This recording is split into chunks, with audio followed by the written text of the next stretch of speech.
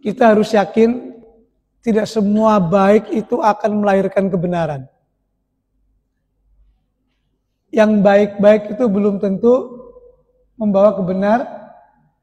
Orang joget-joget laki perempuan di lapangan, kata keluarganya, kata orang tuanya itu baik. Karena apa?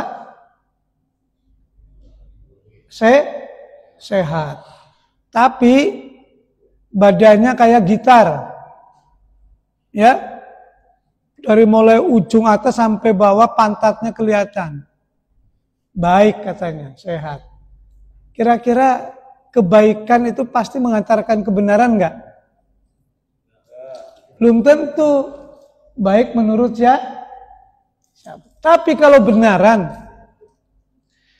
kebenaran mau dimanapun kebenaran tidak pernah pasti kebenaran itu akan mengantarkan